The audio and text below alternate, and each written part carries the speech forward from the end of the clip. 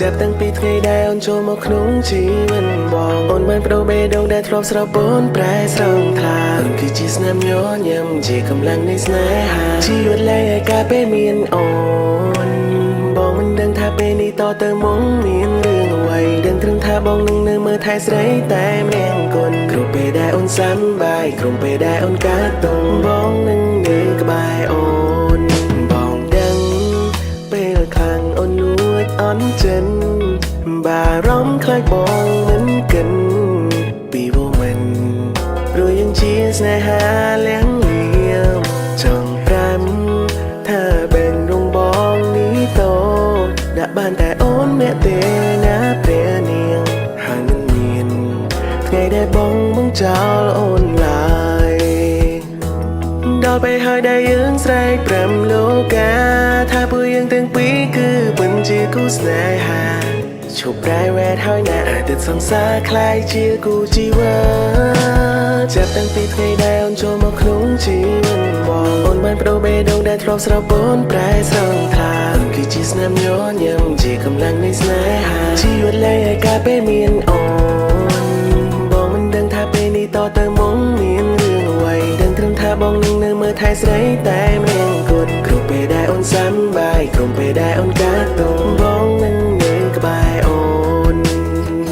Hey, hey, here we go. Saying private. I know you upset ព្រោះខ្លាចបងរួចលាក់មានស្រីតែអូនកុំបារម្ភមិនមែនបែកក៏សំបីម្ដងជួយមើលមុខបងផងតើបងសមជាព្រានដែរទេពេលខ្លះបងក៏ខុសធ្វើរឿងខ្លះឲ្យអូនមិនទុកចិត្តតែតាមការពិតបងគិតពីអូនគ្រប់ពេលវេលាអូនជាគ្រប់យ៉ាងបងសែនសំណាងបានអូននៅក្បែរ My pretty girl បងអាយអូននេះស្អាតឥតមានតោះខ្លាយតោះត្រង់អូនប្រច័នពេកហើយអូនរករឿងបងនេះស្បាយណាស់ហើយចាំតែពីថ្ងៃអូនចូលមកក្នុងជីវិតបងអូនបានបដូរបេះដូងដែលធ្លាប់ស្រពូនប្រែស្រង់ខ្លាចគឺជាស្នាមញញឹមជាកម្លាំងនៃស្នេហាជីវិតលែងការពេលមានអូនបងមិនដឹងថាពេលនេះតទៅមុខមានរឿងអ្វីដឹងត្រឹមថាបងនឹងនៅមើលថែស្រីតែម្នាក់គុណគ្រប់ពេលដែលអូនសប្បាយគ្រប់ពេលដែលអូនកើតទុំបងនឹងនៅក្បែរអូនបើថ្ងៃណាមួយរត់ផែនដីបងនឹងកាន់ដៃស្រីហែឆ្លងវាហានាំអូនទៅគ្រប់ទីកន្លែងដែលរូបអូនប្រាថ្នាយើងនឹងឈរលើវិថីក្រាដបកាពេលឈប់រៀបការទាំងអស់គ្នា ចូលមកក្នុងជីវិតបងអូនបានបដូរបេះដូងដែលធ្លាប់ស្រពូនប្រែស្រង់ខ្លាចគឺជាស្នាមញញឹមជាកម្លាំងនៃស្នេហាជីវិតលែងឲ្យការពេលមានអូន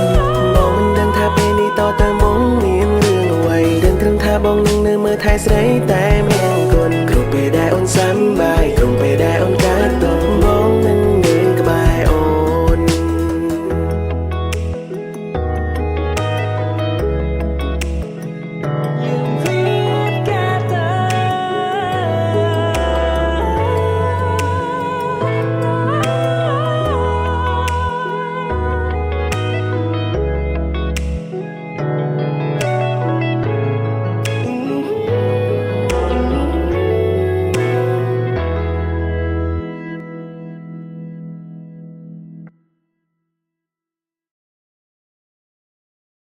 មានរឿងអីនិយាយគ្នាទៅផងមើលបងណែនៅអញ្ចឹងដោះស្រាយបញ្ហាមិនកើតទេមានរឿងអីមែនចេះសួរអញ្ចឹងកើតពេលខ្លះបែងចែកអត់ដាច់ទេមួយណាទៅមើលប៉ិនមួយណាទៅមើលខ្លាំងខ្លាចម្ដងស្លាញ់ម្ដងហីហីធ្វើយកអារម្មណ៍ខ្ញុំខ្លះអត់បងណែគិតថាបងលេងសើចរឿងអស់ហ្នឹងមែនបងណែនៅតែអត់តនឹងវិចិត្របងទៀតទេថាបងចង់បានណែជាសង្សារប៉ុណ្ណាសង្សារហេតុអីធ្វើជំរឿអញ្ចឹងដាក់ខ្ញុំនៅលាក់បាំងខ្ញុំដល់ពេលណាទៀតនេះស្ដាប់បងទាំងបានទេមនុស្សខ្ញុំអត់ដែរដាក់ចិត្តស្លាញ់ណាគេព្រោះខ្ញុំខ្លាចសម្ដេចចិត្តខុសតែចុងក្រោយខ្ញុំនៅសម្ដេចចិត្តខុសដដែលបានន័យថាស្លាញ់គេយកទេ